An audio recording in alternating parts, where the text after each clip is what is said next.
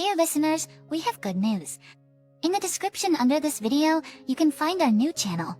Please support our channel with your subscription, so you won't miss new fascinating stories. Enjoy listening to it. My wife and I lived a happy married life for 15 years, as it seemed to me. We got married when we were both in our 20s, in the 4th year of the Faculty of Philology.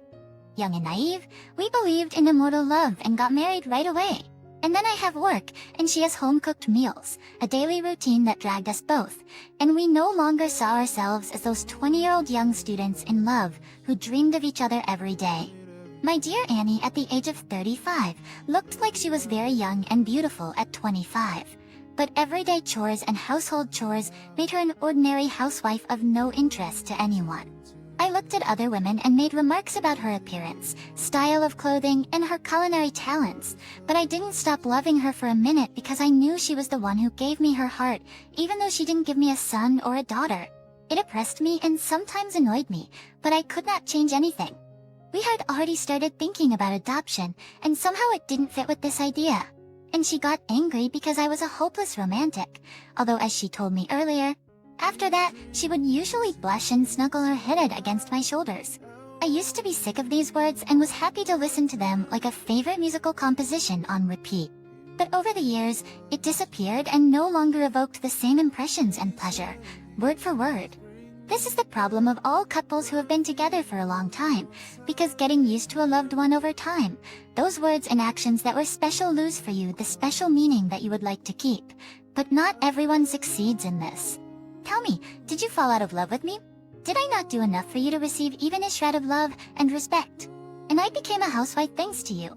This is also your fault. You made me like this. Quarrels usually start with these words, and I loved her somehow according to my algorithm, which she did not understand and which I could not explain to her. Why are you here?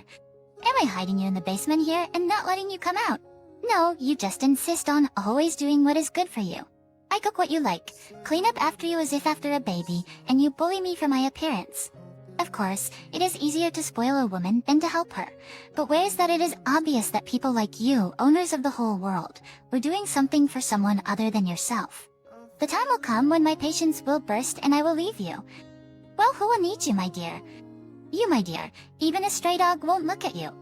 I understood all the pain these words bring for her, and I tried to assure her that I am the only one who needs her.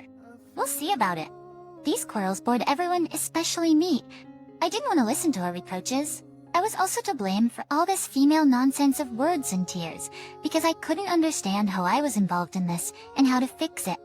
I was always the owner, always and in everything, and usually she just reduced it to the fact that I am just the way I am, and this is my specialty. It lasted for about half a year, day in and day out, but one day when I came back from work, Annie did not make a scene, but just, as usual, served the table for dinner with dishes that were new to me. Then from the threshold, I already understood that something was wrong here. At dinner, she began to speak with a smile. You know, my dear, I found a new job, and I submitted my resume, and I was accepted. Do you think I'm crazy? Only household chores will have to be divided into 2 or hire a housewife to help. After these words, I simply boiled. How could she not even ask my permission or my opinion? Does it not matter to her, and since when does my opinion not interest her, especially since she does not have enough housework? I intended to interfere with her. After all, for my wife, I didn't take her for that, especially since I had my own business and fully provided for all the needs that existed. In a word, we had enough money for everything. And I didn't see the need for her to work. Do you really think that they will keep you at this job for a long time?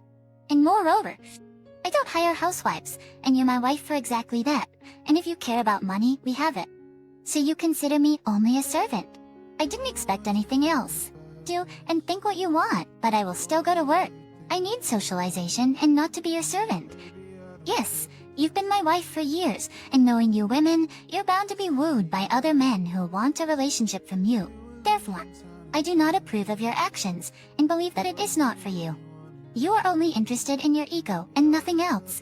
If you had paid attention to me and considered me a woman, everything would have been different, so for the first time in years, I will step out of your shadow and do what I want. Just try to do it the other way, and if one of the men even speaks to you, I will raise you and him to the ground. I can do it. Then you know, after so many years, I don't care about your complaints and tantrums. It's not your business and I will do what I want. And you tried. She still reprimanded me, and it annoyed me to the bone, her smug look and happy face. I hated the most when I picked her up from work. Her male colleagues were smiling at her because Annie was truly a woman of unearthly beauty, despite her age. It scared me to think that someone likes her, and someone makes her fun, and I was confused that I was confused. I was starting to hate her actions and hobbies because she started to distance herself from me. I wanted to shut her down, subjugate her, scare her so that she belonged only to me. I wanted to return her home, so that she would once again fill the house with the warmth that I so want to immerse myself in. And then a year later, she came home with a bouquet of flowers. To my questions of where she got it, she said that she bought it herself to please herself, because I'm just not capable of such a thing. Other little things began to appear that indicated that the wife had a suitor. For example, she changed the style of the skirt to a more attractive one, started experimenting with hairstyles, and simply looked like a schoolgirl in love. Finally, I learned of the lover's existence from a message on her cell phone where the person describes her beauty and love for her. And then I got angry and started yelling at her, shaking my fists and slapping her for the first time in my life. I didn't want it. It didn't happen on purpose. But it already happened. I was angry and hated her for her betrayal and myself for a low manly act. I promised myself never to do this because I saw how my mother suffered from the beatings of my father. These were not the best memories of my childhood, which I prefer to forget. If you think that you will keep me with this, then you are wrong. You can no longer break me and intimidate me. I am independent from you. We come to terms. I am no longer yours, and I do not belong to you. Break it, Towers. This is the end of our marriage. I will make you go down to the way you were. I will destroy your ego and your lover with everything he has. I will not leave it like that. You are a maniac, get treatment, and I'm filing for divorce. It's better to be alone than with an idiot like you. And how did I not see that selfish monster in you before? And she really packed her things and just left without saying a word. And it killed me, annoyed me, and I just couldn't believe that she dared to exchange me for some office worker because I was once her universe. My head was full of thoughts. Am I really a monster and incapable of love?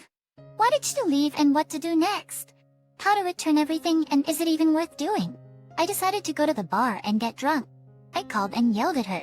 I blamed her for losing our seemingly happy family life that was totally fine with both of us. I cursed her for not being able to have a son, and I just poured all the dirt on her from the drunken husband she left behind. She didn't listen to me for long and quickly changed her phone number and filed for divorce. I only found out about it when the summons came. After the divorce, which was given to us very quickly, we divided the property we had acquired during this period in half. I immersed myself even more, although this was not characteristic of me before. I have always had a strong spirit, and problems and defeats were just a joke for me. And it came to me that she was the talisman of fate that helped me. I wandered at the bottom of my life, but already in that state. I understood that she would pay for her betrayal in full. Betrayal in full. I came out of my dark forest that was completely different in my soul, filled with malice and hatred for this woman and her happiness. I firmly decided to take revenge. The only question remained, how? How to take revenge so as to spoil her life and not go to prison. I had connections in the criminal world because big business requires it. If you have friends there, quiet business is guaranteed, but first you need to bring a symbolic gift, and in any case, you will have reliable partners. I met with acquaintances and asked to find my ex-wife, or rather the house in which she and her lover lived, because I knew that she had not moved to him, but to another place already with him. They were found in 2 days, and they already had her address. Surprisingly, she did not move far, just closer to her place of work and to the other end of the city. It was a quiet house that corresponded to her inner world, calm and harmonious. From this place, I began to feel sick from disgust and resentment. The next task was to organize the theft of property in the house. In my company, and I knew when they were not there and when they would be at home.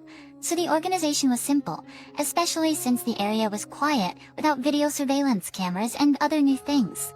We did not take anything, we just turned everything over, made a mess, beat dishes, and her favorite tableware.